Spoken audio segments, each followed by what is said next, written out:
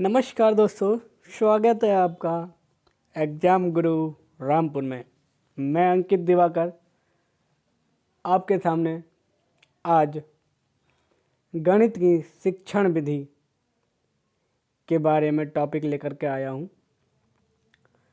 आशा करता हूँ आप सभी लोग स्वस्थ और मस्त होंगे और अपनी लाइफ में बिजी होंगे, तैयारी को एक अंतिम रूप देने की कगार पे होंगे।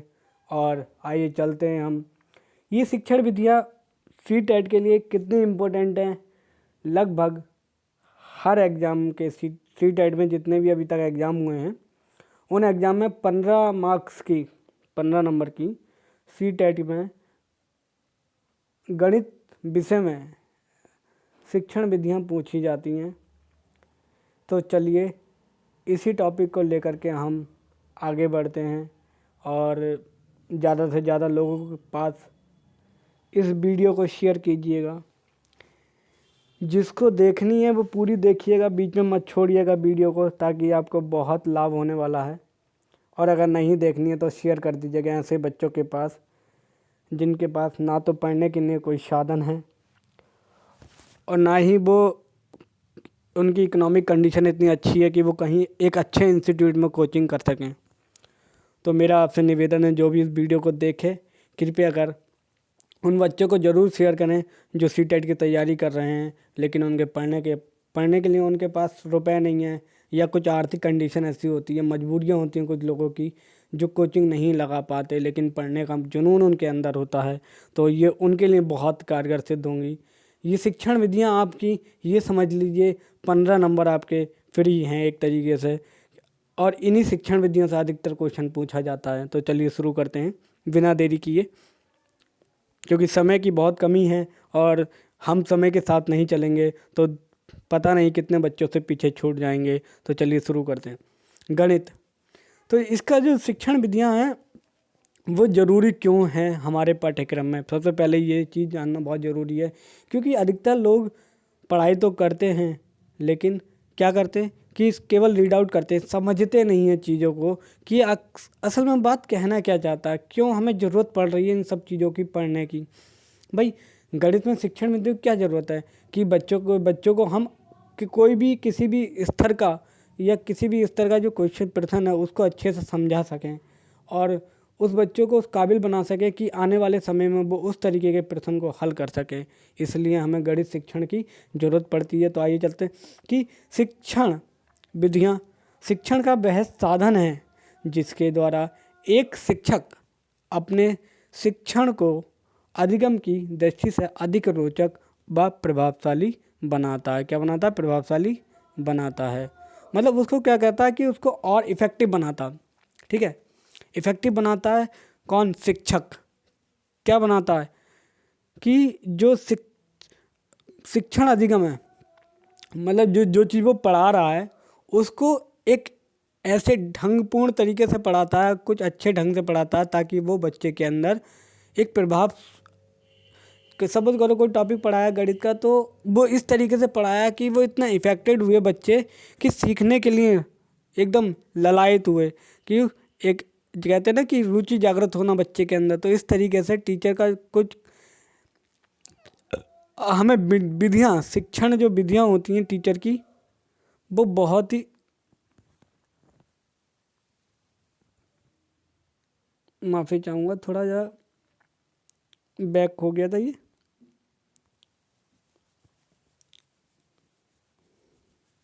ठीक है, सॉरी फॉर। चलिए शुरू करते हैं। हाँ, आ गए। ठीक है, शिक्षण विधियाँ एक यांत्रिक युक्ति नहीं है। क्या ये? यांत्रिक युक्ति नहीं है, मैकेनिक युक्ति नहीं है ये, ठीक है, जिसके द्वारा विद्यार्थी तक तथ्य एवं आंकड़ों को पहुंचाया जाता है। मतलब कोई भी हम टॉपिक पढ़ा रहे हैं तो वो विद्यार्थियों तक पहुंचाने की जो विधि होती है, विद्यार्थी तक वो चीज़ उनके दिमाग में एकदम स्टेबल हो जाए, वो चीज़ को क्या कहते हैं हम, कि उन आंकड़ों, उन तथ्यों को जब पहुंचा दिया जाता है तो ये माध्यम क्या कहलाता? ये हमारा माध्यम कहलाता शिक्षण विधियाँ, ठीक है। बल्कि शिक्षण विद्या का उद्देश्य विद्यार्थियों को इस योग्य बनाना है कि वह अपने अर्जित ज्ञान का व्यवहारिक रूप से उपयोग कर सके। ठीक है, ऐसा उसको ऐसा पढ़ाना है, ऐसी टेक्निक से पढ़ाना है कि वो अपने व्यवहार रोज़मर्रा की ज़िंदगी में उस चीज़ का यूज़ कर सके, वो यूटिलाइज़ हो सके चीज़। ठीक है, जो जो ज्ञान हम क्लास में या हम अपनी कक्षाओं में इस अर्जित करते हैं, ठीक है, तो वो ज्ञान हम कहते हैं अपने व्यवहार में भी उसको लेकर के आएँ, तभी हम उस चीज़ को और बेहतर ढंग से सीख सकते हैं। तो चलिए चलते हैं। ठीक है, ये कुछ परिभाषाएं दे रखी हैं, लेकिन परिभाषाएं हमारे सीटेट में इतनी मायने नहीं रखती हैं, मायने रखती है हमारी शिक्षण विधियाँ। तो शिक्षण विधियाँ हम जरूर पढ़ेंगे और देखेंगे कौन कौन सी गणित में शिक्षण विधियाँ आती हैं। ठीक है,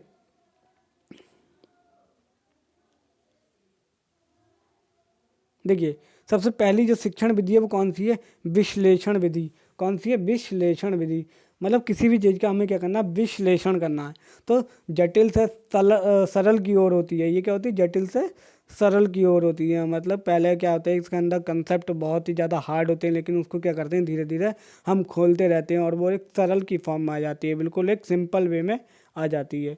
तो चलिए इसको पढ़ते हैं कि विश्लेषण विधि अज्ञात से ज्ञात की ओर होती है। मतलब हमें कुछ पता होता नहीं है, लेकिन जब हम उसके फाइनल रिजल्ट तक पहुंचते हैं तो हमें बहुत कुछ नॉलेज मिल चुकी होती है। ठीक है, और क्रिया करती है।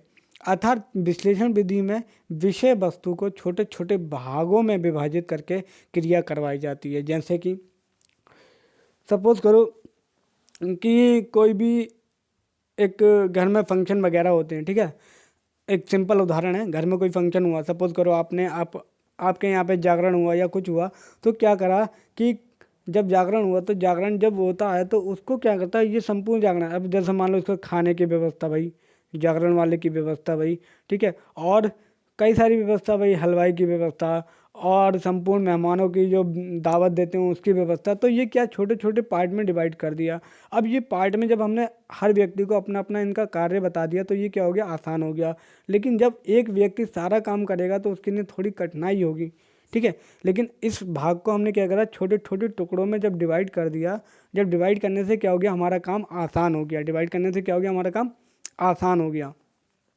तो यही क्या कहता है कि जब देखो भाई, हमारा क्या कि कम समय में अच्छा नतीजा निकालने का मकसद क्या है कि अपने काम को डिवाइड करके किया करो, तो आपको समय भी कम लगेगा और अच्छी नॉलेज भी आपको गेन होगी। ठीक है, तो यही है हमारी विश्लेषण विधि।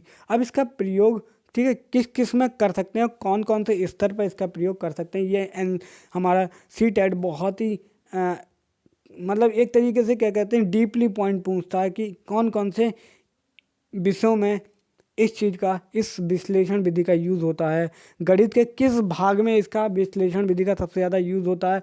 ये चीज़ बहुत पूछता है सीटेट एग्जाम। ठीक है, तो चलिए देखते हैं कि विश्लेषण विधि का अर्थ है अलग अलग कर। इस विधि के अंतर्गत अध्यापक अनेक प्रश्नों के माध्यम से समस्याओं का समाधान करता है। रेखा गणित में यूज़ होती है अधिकतर, किस में होती है, रेखा गणित में, मतलब ज्योमेट्री। ठीक है, ज्योमेट्री में सबसे ज़्यादा यूज़ होती है इसका, जो हम ज्योमेट्री पढ़ते हैं। ठीक है ना, ज्योमेट्री जब पढ़ते हैं तो उसमें क्या होता है, सबसे ज़्यादा यूज़ होता है रेखा गणित का। जैसे लाइन वाले सवाल होते हैं, त्रिकोण, ठीक है, स्क्वायर, ठीक है, रेक्टेंगल, ठीक है, ये सारे जो हम चित्र पढ़ते हैं जिनमें, उसमें सबसे ज़्यादा यूज़ होता है किसका, रेखा गणित का। अब आगे पढ़ते हैं कि विश्लेषण विधि के शिक्षण सूत्र, मतलब इसके उपागम। ठीक है, कि किन किन कैसे कैसे इसमें विश्लेषण विधि होती, किस किस तरीके से। ठीक है, तो ये अज्ञात से ज्ञात की ओर होती है, जटिल से सरल की ओर होती है, निष्कर्ष से अनुमान की ओर होती है, और पूर्ण से अंश की ओर होती है। भैया पूर्ण से अंश की ओर मतलब पहले पूर्ण थी और उसको जब छोटे छोटे भागों में डिवाइड कर दिया तो ये क्या हो गया, अंश होगा इसके छोटे छोटे।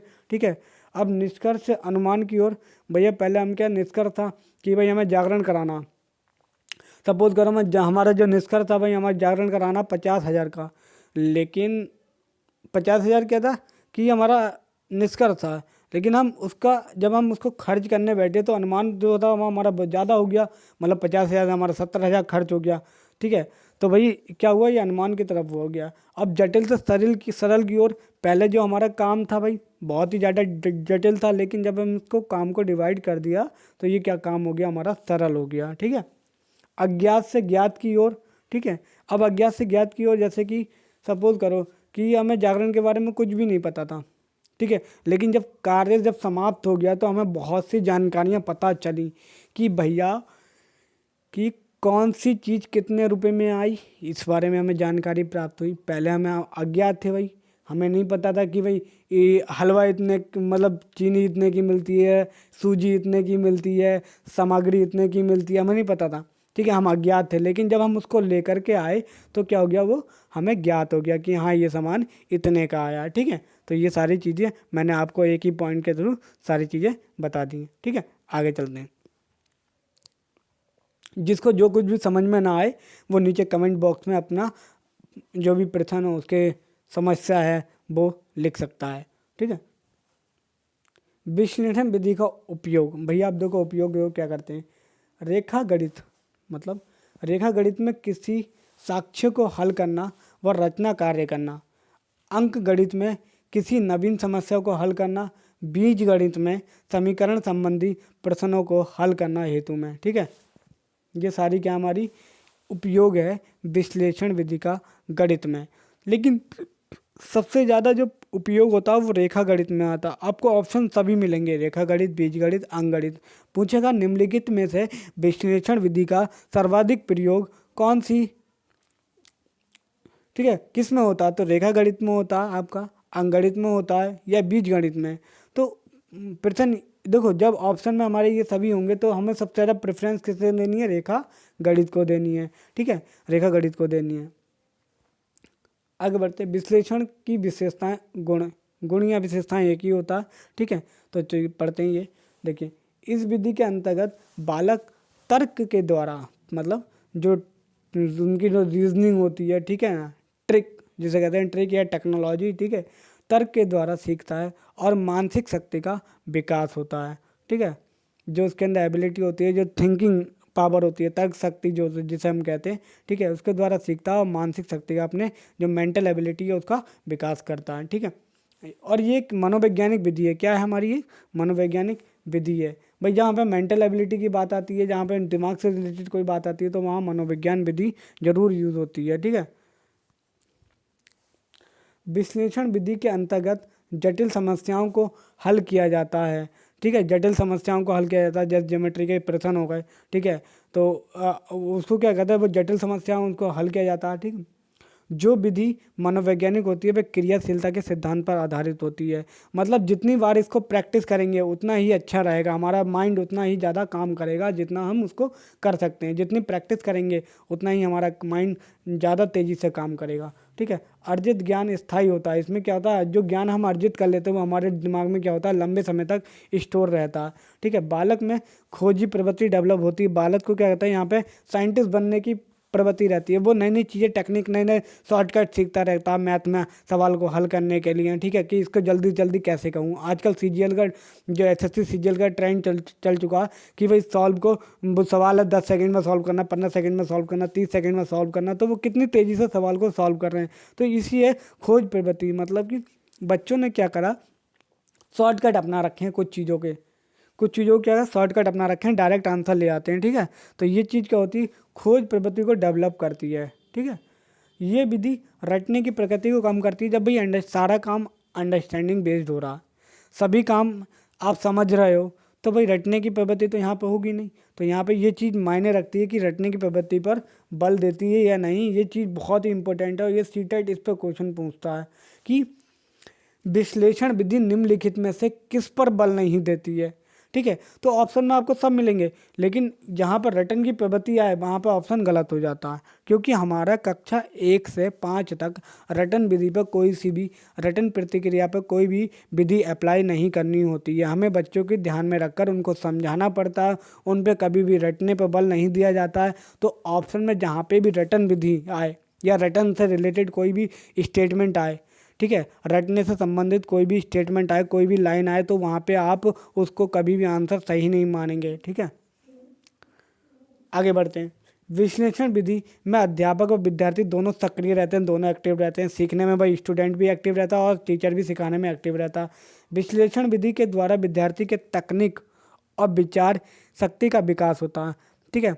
जो तकनीक होती है, टेक्नोलॉजी, ठीक है, और विचार शक्ति जो होती है उसका क्या होता है, विकास होता है। जो अभी बताया, मेंटल एबिलिटी का विकास होता है। विश्लेषण विधि के द्वारा विद्यार्थी स्वयं समस्याओं को हल करना सीख जाता है। जब भी उसको इतना समझा दिया जाता है तो वो समस्याओं को खुद से सॉल्व करना शुरू कर देता है, ठीक है। विश्लेषण विधि के द्वारा विद्यार्थी में आत्मविश्वास बढ़ता है। सबसे ज़रूरी है, जब आप किसी भी चीज़ को बार बार प्रैक्टिस करोगे तो आपके अंदर क्या होगा, कॉन्फिडेंस डेवलप होगा। सपोज़ करो आपने सी टेट का प्रैक्टिस सेट लगाया और सी टेट के प्रैक्टिस सेट में आपके 50 से 60% ठीक हुए। फिर अगली बार जब प्रैक्टिस सेट लगाया तो आपके 80% ठीक हुए। तो इससे क्या होगा, आपके अंदर कॉन्फिडेंस आ गया कि भाई कुछ ही तो रह गए हैं पास होने के लिए, और सही करो और देखो कहाँ पे कौन सी चीज़ कमी रह रही है। तो जिन चीज़ों पे आपको गलत हो रहा है उन पे फोकस कीजिए ज़्यादा से ज़्यादा, ठीक है, उनको सही करने की कोशिश कीजिए, ठीक है। तो जैसे ही आप 90 क्रॉस करेंगे तो आपको कॉन्फिडेंस बिल्डअप होगा कि हाँ मैं कर सकता हूँ। तो ये क्या हुआ, प्रैक्टिस से तो आया भाई। बिना प्रैक्टिस के आप अगर बिना प्रैक्टिस सेट के आप बिना लगाए पेपर एग्जाम देने चले जाते तो आपके वही नंबर आते 50-60, क्योंकि आपने वो चीज़ हैंडल ही नहीं की। वो चीज़ आपने प्रैक्टिस, आप अपनी प्रैक्टिस में लेकर के नहीं आए, ठीक है, जो चीज़ करनी चाहिए थी। क्योंकि एग्ज़ाम केवल पढ़ने का विषय नहीं है। एग्ज़ाम है कि आप वहाँ बैठ के अंडरस्टैंडिंग कैसे करते हैं क्वेश्चन के प्रति, कि आप वहाँ बैठ के एक टीचर के प्रति, आप ये समझ लीजिए जब आप सीटेट का एग्ज़ाम देंगे तो आपको एक शिक्षक भी बनना पड़ेगा और एक स्टूडेंट भी बनना पड़ेगा। वहाँ पे बैठ के आपको एक टीचर की एबिलिटी भी सोचनी पड़ेगी कि आप जब आप टीचर होगे तो ये सवाल जो पूछ रहा है, क्या ये मेरे, जब मैं टीचर होऊंगा तो ये मैं क्या यहाँ पे क्या कर सकता हूँ भाई। अगर मैं अपने अपने आप को टीचर की जगह रख कर देखूँ और ये सवाल मेरे सामने पूछा जाए तो मैं क्या इसका सटीक उत्तर दूंगा। तो ये चीज़ बहुत ही मायने रखती है। और जब स्टूडेंट के रिलेटेड आएगा तो आप अपने आप को एक एज अ स्टूडेंट ट्रीट करेंगे कि अगर मैं स्टूडेंट होता तो मेरे लिए कौन कौन सी चीज़ें फ़ायदेमंद रहती है, कौन कौन सी चीज़ें मेरे लिए गलत रहेंगी। तो ये चीज़ थोड़ा ध्यान रखना, आप जब भी आप सीटेट के एग्ज़ाम में देने जाओ तो ये चीज़ को एक बार एनालाइज करके आप प्रैक्टिस सेट में उतार के देखना। फिर आप कमेंट करना मेरे कमेंट बॉक्स में कि हाँ आपको कितना बेनिफिट हुआ, कितना नहीं हुआ, ठीक है। विश्लेषण विधि सामान्यतः माध्यमिक कक्षाओं के लिए उपयोगी होती है। किसके लिए होती है, माध्यमिक कक्षाओं के लिए उपयोगी होती है, मतलब माध्यमिक जो बड़ी क्लास होती है उनके लिए उपयोगी होती है। दोष और कमी क्या होती है इसके अंदर, ये विधि लंबी विधि होती है, बहुत लंबी विधि होती है। इससे ये लंबी विधि होती है और इससे सिलेबस कंप्लीट नहीं हो पाता विद्यार्थियों का, ठीक है। इस विधि के लिए एक अनुभव टीचर की ज़रूरत होती है, जो कि आजकल मिल नहीं पाते। बिल्कुल बिल्कुल टीचरों की कमी होती जा रही है। टीचर एकदम ऐसे बिल्कुल पढ़ाते नहीं हैं, बच्चों को समझाते नहीं हैं बिल्कुल भी, ठीक है, बच्चों को समझा नहीं पाते हैं। ऐसे ऐसे टीचर आजकल पढ़ाने लग गए हैं कि बस आए, बोर्ड पे लिखा और चले गए। ये नहीं पता चल रहा कि टीचर समझा क्या रहा है, क्या कहना चाहता है, किस कौन सी लाइन कहाँ निकाल देता, पता ही नहीं चलता आजकल, ठीक है। तो शिक्षा का व्यापार बना रखा लोगों ने, बस और कुछ नहीं है, ठीक है। तो आप इन बातों पे ज़्यादा गौर ना कीजिए और आप बस को आप अपने आप को बस पढ़ाई से मतलब रखिए कि हाँ पढ़ाई करनी है, तो कहीं ना कहीं से आप ज्ञान अर्जित करते रहिए, ठीक है। अब अगली है संश्लेषण विधि। कौन सी है, संश्लेषण विधि। संश्लेषण विधि का अर्थ है अलग अलग भागों को एकत्रित करना। भैया जैसे देखिए मेरे मित्रों, दोस्तों, देखिए कई सारे भागों को क्या एकत्रित करना, एक बड़ा बनाना, ठीक है। मतलब विश्लेषण का उल्टा है संश्लेषण। भैया संश्लेषण में क्या करते थे हम, उसमें विश्लेषण में सॉरी विश्लेषण में क्या करते, बड़े पार्ट को छोटे छोटे टुकड़ों में डिवाइड करते थे।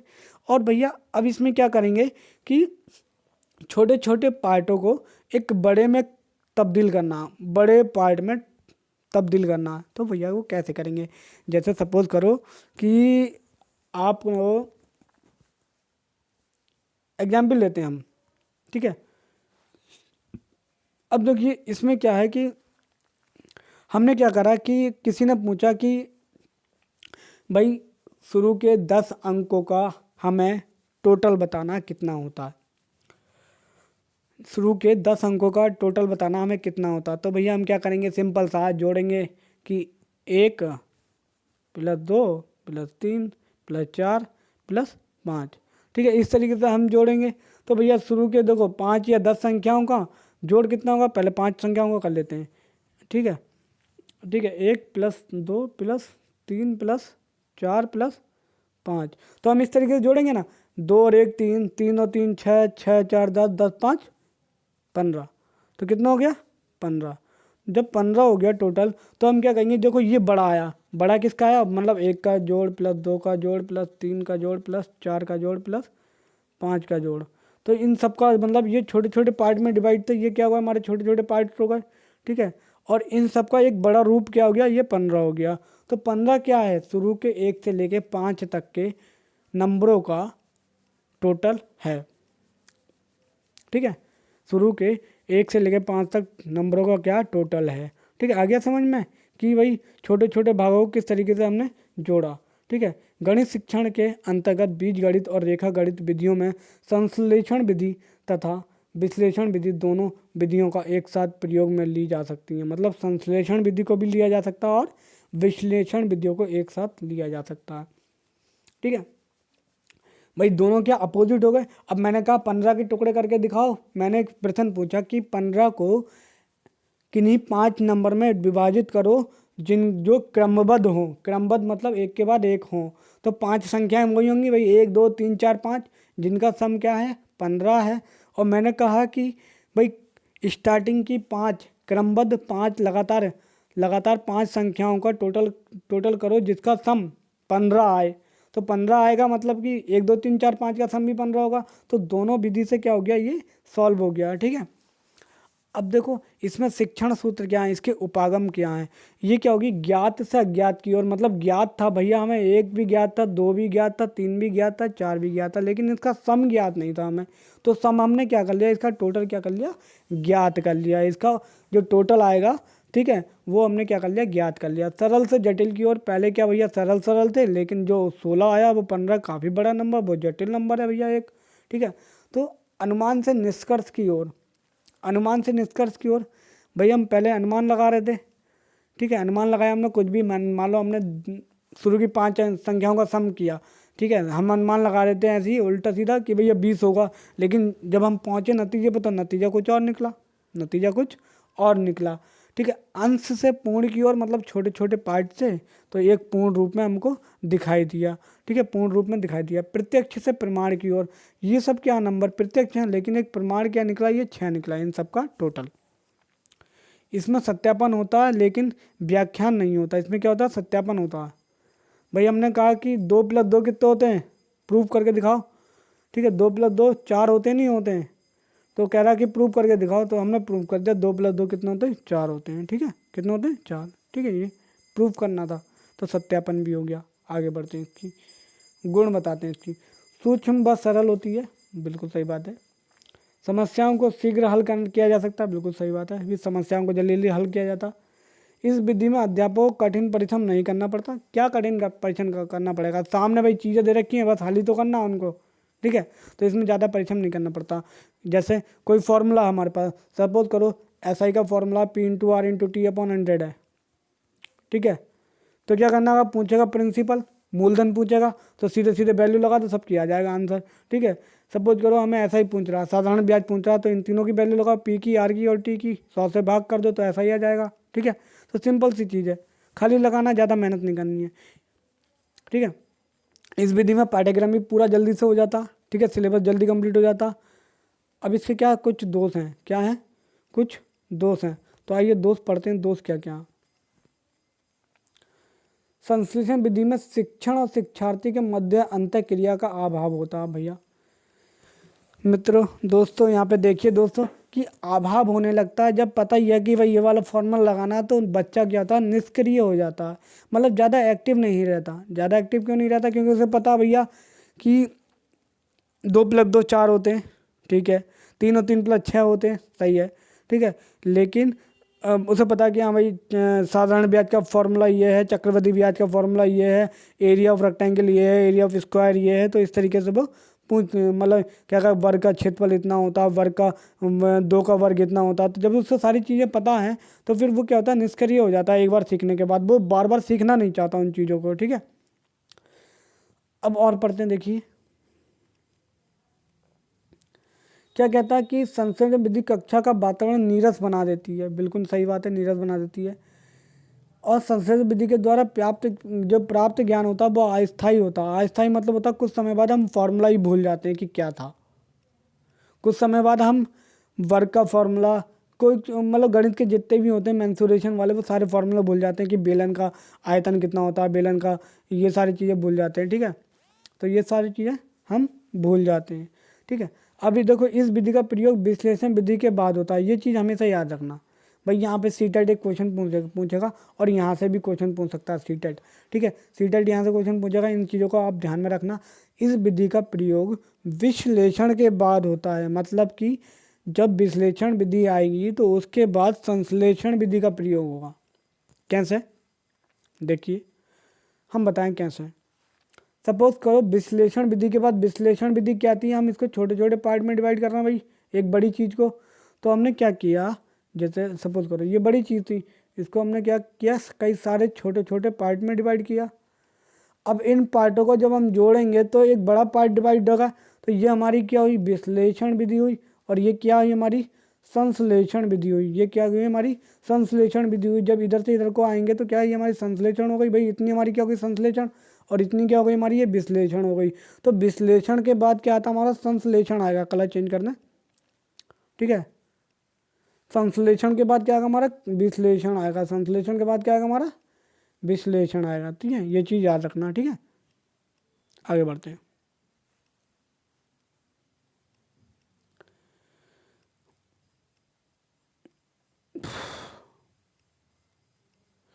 विश्लेषण और संश्लेषण विधि में दोनों में अंतर स्पष्ट किया गया है। 16 है।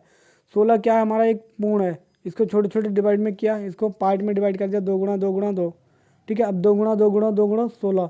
तो ये संश्लेषण विधि आ गई, वही अभी जो बताया था। विश्लेषण विधि में परमाणु को छोटे छोटे कक्षाओं में विभाजित किया जाता है। संश्लेषण विधि में तथ्यों को एकत्रित कर प्रमाण का ज्ञात किया जाता है, एकत्रित किया जाता है और इसमें विखंडन किया जाता है या फिर उसको डिवाइड किया जाता है। विद्यार्थी खोजकर्ता के रूप में काम करता है। इसमें क्या होता है, शिक्षार्थी तर्क के आधार पर काम करता है। ये एक मनोवैज्ञानिक विधि है, एक तार्किक विधि है। ये अनौपचारिक है, ये औपचारिक विधि है। ठीक है, यहाँ से भी प्रश्न बनते हैं सीटेट में। ठीक है, ये सीटेट के लिए बहुत ही इम्पोर्टेंट है और आप इसको अच्छे से पढ़ लीजिएगा। समस्याओं को हल करने में अधिक समय लगता है, सही बात है भाई। जब हम विश्लेषण विधि का प्रयोग करते हैं तो उसमें समस्या हमारी समय अधिक लेती है और सिलेबस भी पूरा नहीं हो पाता, जबकि संश्लेषण विधि में कम समय में हमारा सिलेबस पूर्ण हो जाता है, समय भी कम लगता है। प्रमाण से तथ्य की ओर शिक्षण विधि कार्य करती है, तथ्य से प्रमाण की ओर ये वाली विधि काम कार्य करती है। ठीक है, शिक्षण जो होता है वो शिक्षण कार्य अज्ञात से ज्ञात की ओर होता है, ये ज्ञात से अज्ञात की ओर होती है। ठीक है, विद्यार्थी को मानसिक शक्ति, तर्क शक्ति विकसित करती है और यहाँ पे क्या कहती है कि कम विकास होता है, मतलब इतना डेवलपमेंट नहीं होता जितना कि हमारा, जब हम सोचने पे ज़्यादा जोर देते हैं तो हमारा मानसिक विकास होता है। ठीक है, लेकिन जब हम जोर ही नहीं देंगे भाई, हम पता है कि साधारण ब्याज का फॉर्मूला ये होता है भाई, बेलन का आयतन ये होता है, बेलन का क्षेत्रफल ये होता है, तो डायरेक्ट फॉर्मूला लगाएंगे तो उसमें विकास ज़्यादा नहीं होगा हमारा। ठीक है, शिक्षण अधिगम की कि क्रियाशील पर यह सिद्धांत आधारित है और ये सिद्धांत क्रियाशीलता के सिद्धांत पर आधारित नहीं है, मतलब कि इसमें प्रैक्टिस करोगे, ठीक है, तो मतलब ज़्यादा कुछ नया नहीं सीख सकते। और इसमें क्या, जितनी ज़्यादा प्रैक्टिस करोगे आप हर बार नया सीखोगे, कुछ ना कुछ एक्स्ट्रा सीखोगे, नॉलेज सीखोगे। ठीक है, इसमें क्या कि डायरेक्ट भैया वही फॉर्मूला लगाते हैं, नीरस हो जाता है बच्चा कि एक फार्मूले को 10 बार लगाएगा तब भी आंसर वही आएगा। और इसमें क्या होता है, अलग अलग कंसेप्ट होते हैं, तो अलग अलग तरीके से हर मेथड, टेक्निक, इसमें टेक्निक का ज़्यादा इस्तेमाल होता है। इसमें बच्चों की समझ में हर चीज़, हर दिन नया दिन होता है तो हर दिन क्या कहते हैं वो कुछ ना कुछ टेक्नोलॉजी सीखते रहते हैं। इसमें क्या आता है भैया, लो सिंपल सा फॉर्मूला लगाओ, आंसर आ गया, ख़त्म। ठीक है, तो ये चीज़ आशा करता हूँ कि आप लोगों की समझ में आ रहा होगा। आगमन और निगमन विधि आगे बढ़ेंगे, जब तक के लिए धन्यवाद। जय हिंद, जय भारत। स्वस्थ रहिए और मस्त रहिए, एकदम पढ़ते रहिए बिंदास होकर के।